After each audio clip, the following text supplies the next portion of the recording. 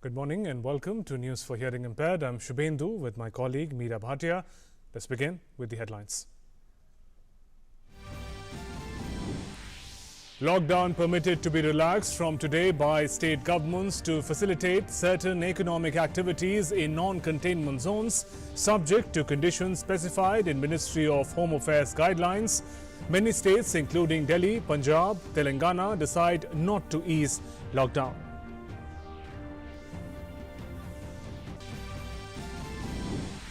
Prime Minister Narendra Modi shares his ideas on COVID-19 crisis on social media, highlights how digitization is helping people in these difficult times, calls for youth to take lead with their innovative zeal to provide a new work culture.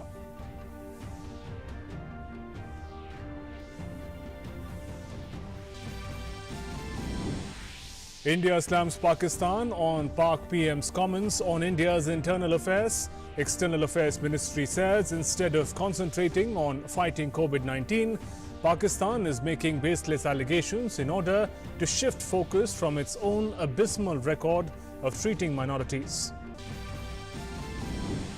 COVID-19 cases stand at over 13,000 across the country, while death toll crosses 500 mark. Over 2,300 people cured and discharged. No new positive cases found in Goa since April 3rd.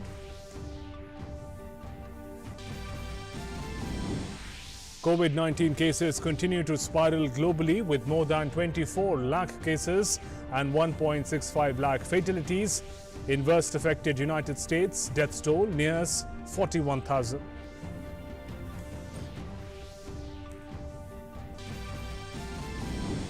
And as the holy month of Ramzan begins this week, several countries, including Saudi Arabia and UAE, and leading Muslim clerics issue strict guidelines for offering prayers at home and avoiding public gatherings during Ramzan.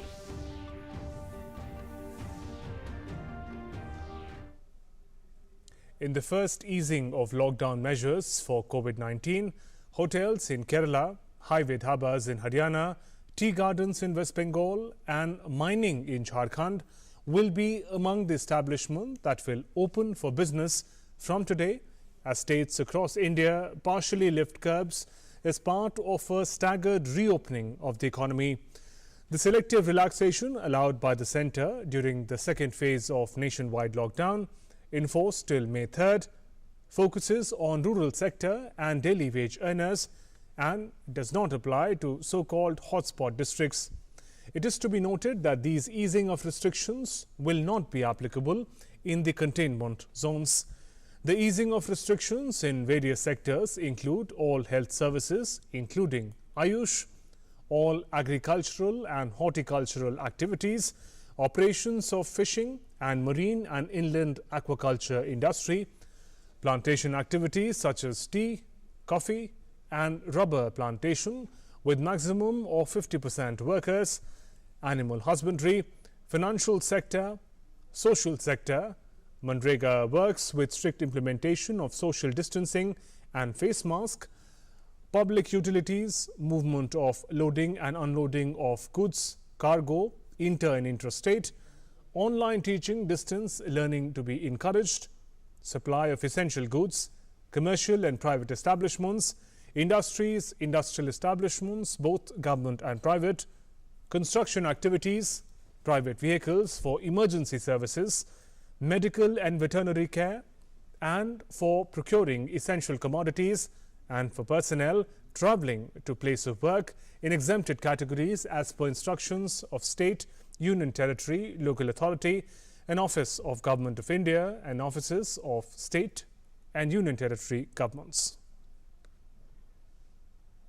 Delhi government has announced that there will be no relaxation in lockdown from Monday, that is 20th of April, as the number of coronavirus cases continue to rise in the national capital. The state government will review its decision after a week. Delhi government has been increasing the number of containment zones over the last week. As of late last evening, there were 76 after 8 fresh containment zones were announced.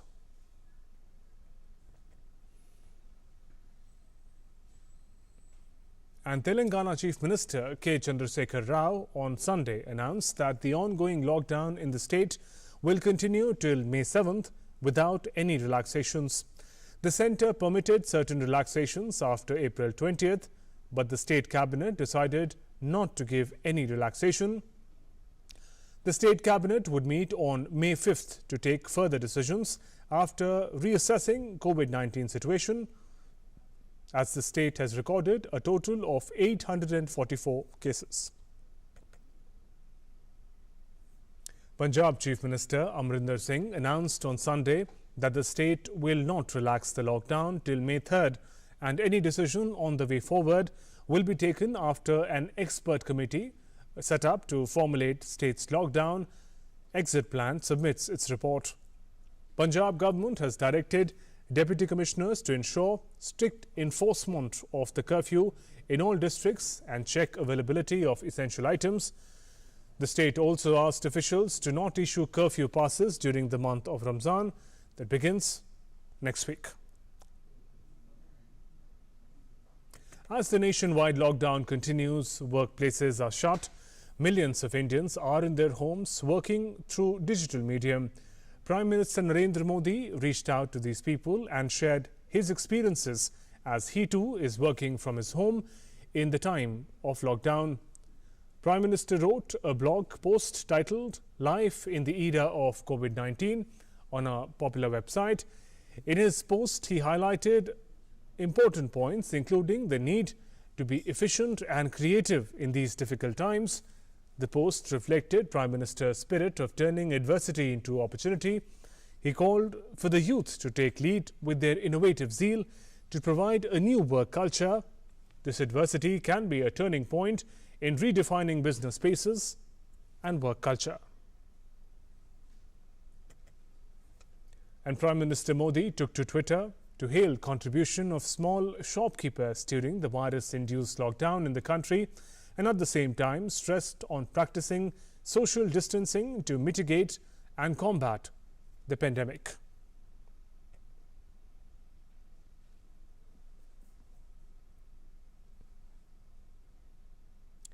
And following Pakistan Prime Minister Imran Khan's unwarranted comments on Sunday about situation of minorities in India during the COVID crisis, External Affairs spokesperson accused the bizarre comments by Pakistani leadership are an attempt to shift focus from the abysmal handling of their internal affairs.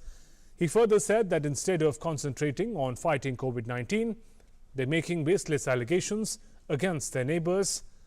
He also added that on the subject of minorities, they would be well advised to address the concerns of their own dwindling minority communities that have been truly discriminated against.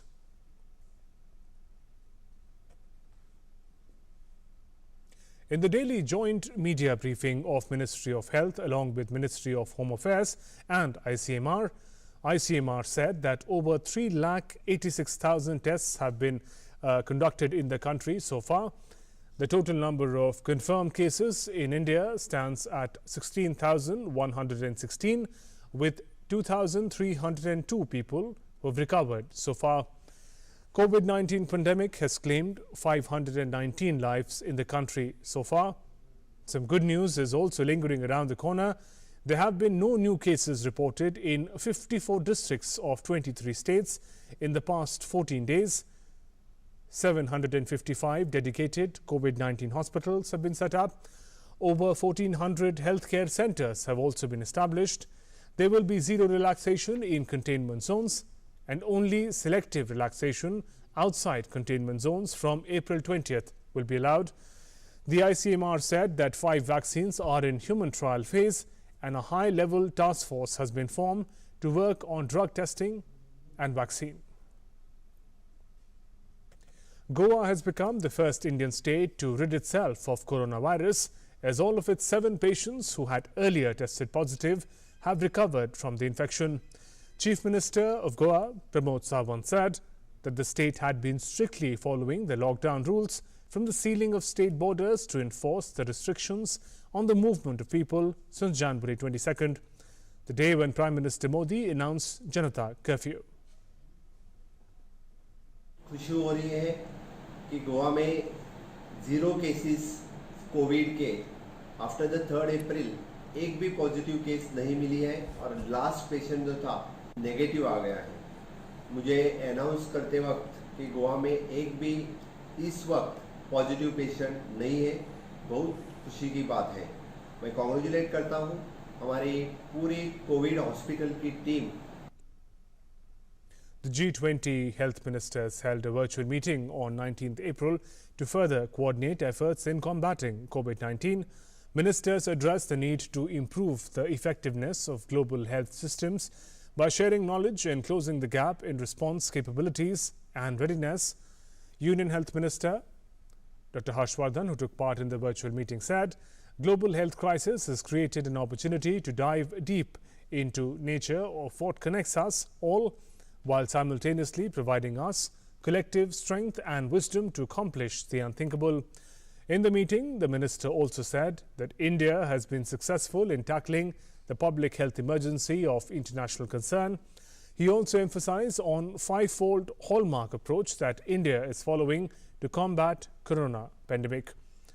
And those steps are maintaining a continuous situation awareness, preemptive and proactive approach, graded response as per continuously evolving scenario, intersectoral coordination at all levels, and lastly, most importantly, creating people's movement to combat this disease. US President Donald Trump has said that Republicans were close to getting a deal with Democrats on another legislative package to help alleviate economic damage done by coronavirus pandemic. At a White House briefing, President suggested that there could be a resolution by today.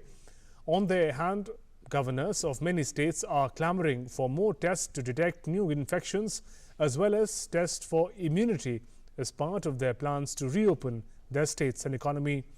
Meanwhile, New York continued to see hospitalizations decline to 16,000 from the high of 18,000, and the number of patients being kept alive by ventilators also fell.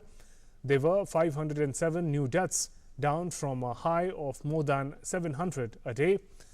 US has by far the world's largest number of confirmed coronavirus cases, with over 7,59,000 infections and over 40,000 casualties. Italy witnessed a broadly stable situation in place over the last 2 weeks, with the daily tallies of deaths and cases continue to slow down. Deaths from COVID-19 epidemic rose by 433 yesterday, the lowest daily tally in a week. The number of new cases also slowed to around 3,000 from a previous of 3,491. Italians across the country entered their 7th week in lockdown from today. The total death toll since the outbreak came to light on February 21st rose to 23,660, the second highest in the world, after that of United States. Total confirmed cases in Italy stood at 1,78,972.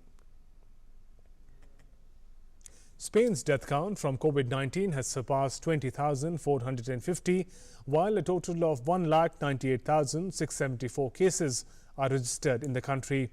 Spain's Prime Minister Pedro Sanchez also said that he would ask Parliament for a third 15-day extension of the lockdown imposed to curb one of the world's worst outbreaks of the new virus, taking the restrictions up to May 9th. Although he said children will be exempted from the new restrictions, they would be allowed to go outside after April 27th, though these relaxations would be subject to avoid contagion. Meanwhile, health staff from Spanish hospital La Paz clapped after taking a minute of silence to remember hospital's chief of surgery who died due to coronavirus. And France's Prime Minister said that the country was starting to beat back the coronavirus as the outbreak's death toll approached 20,000 yesterday. New hospitalizations continued to a slow decline in France. French Prime Minister said that coronavirus situation in the country is improving slowly but surely, while he also warned that crisis was far from over. France has been in virtual lockdown for nearly 5 weeks but is due to start easing some confinement measures from May 11th. France registered 395 more deaths from coronavirus on Sunday, bringing the total number of casualties to 19,744. In Britain, death toll from COVID-19 in hospitals rose by 596 yesterday. Yesterday's data tend to show smaller increases in number of fatalities. With a total of 16,060 deaths, UK is one of the 5 countries with more than 10,000 coronavirus casualties.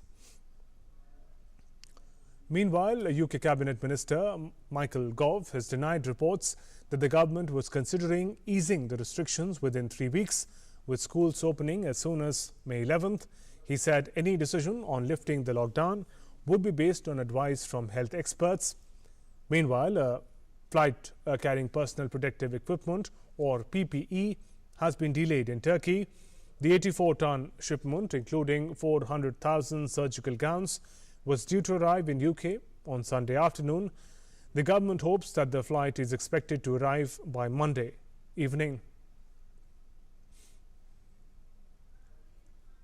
Meanwhile, 2 people were applauded by the staff as they were released from the temporary hospital at London's NHS Nightingale Hospital on Sunday afternoon.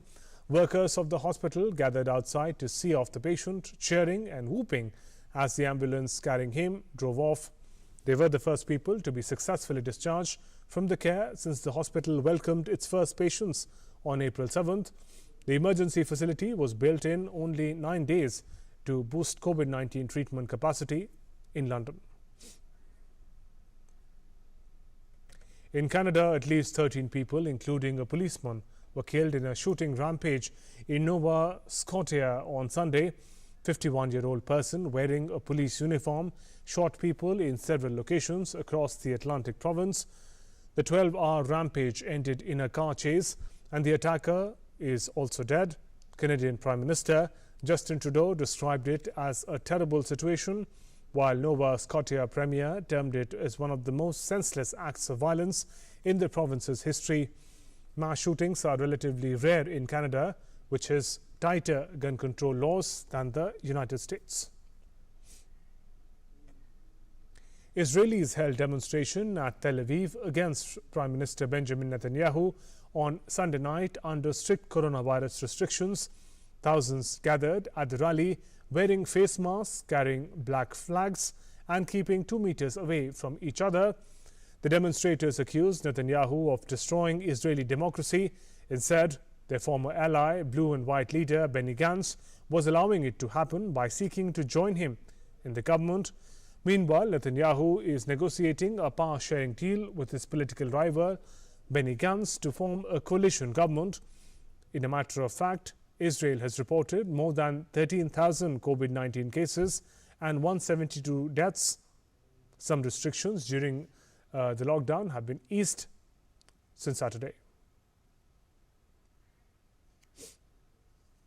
In the wake of coronavirus pandemic, UAE Fatwa Council issued guidelines on fasting to the Islamic communities around the world during this Ramzan.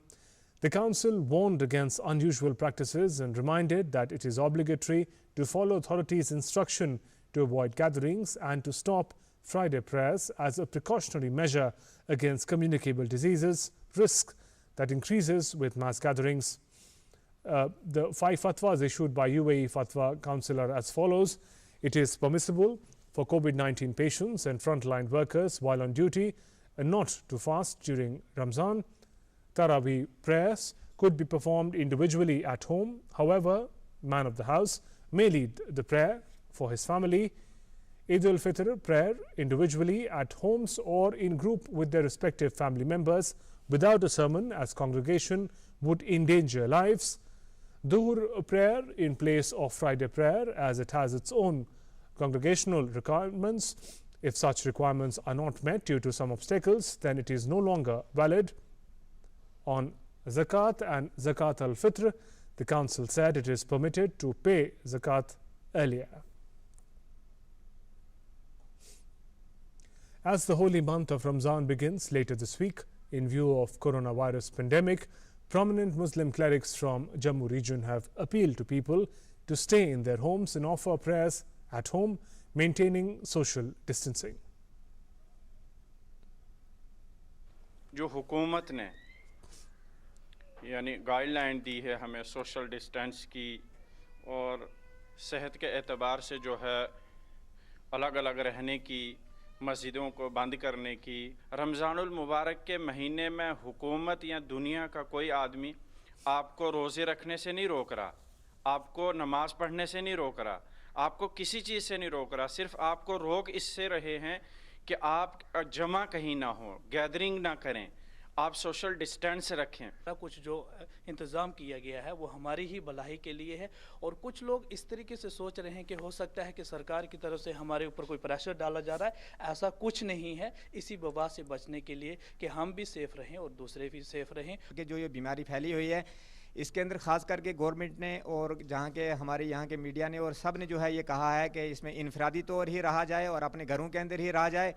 और रहा मसला नमाज का और दीगर इबादत का, तो इसके अंदर तो बेहतर सबसे मैं तो ये कहूँगा कि नमाज हो या कोई भी इबादत हो मजमूई तौर पे इकट्ठा होकर वो ना की जाए और इनफरादी तौर पे वो अपने अपने घरों के अंदर ही जो है उसका पालन किया जाए और उसको देख रेख जो है अपने घरों के अंदर ही तक महदूद रह जाएं। The union government has created an online data pool on covidwarriors.gov.in of doctors, including Ayush doctors, nurses and other healthcare professionals, volunteers from NYKs, NCC, NSS, PM, GKVY, ex-servicemen and others for use by ground-level administration at state, district or municipal levels. The dashboard is available for use by various authorities to prepare crisis management contingency plans based on available manpower in coordination with nodal officers for each group. This database can also be used to utilize services of volunteers for enforcing social distancing at banks, ration shops, mandis and for providing help to the elderly, Divyang and orphanages.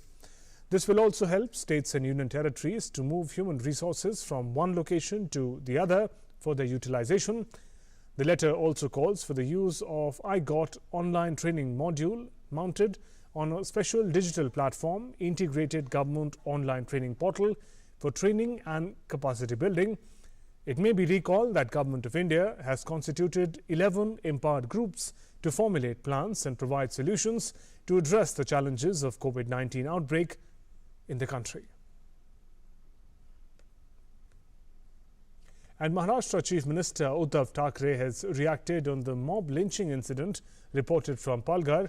He said that nobody guilty in this heinous crime and shameful act will be spared and they will be brought to justice in the strongest way possible. Thackeray added that police has arrested all those accused who attacked the two sadhus and a driver and the police personnel on the day of the crime itself. And with that, we conclude this bulletin. Take good care of yourself. Namaskar.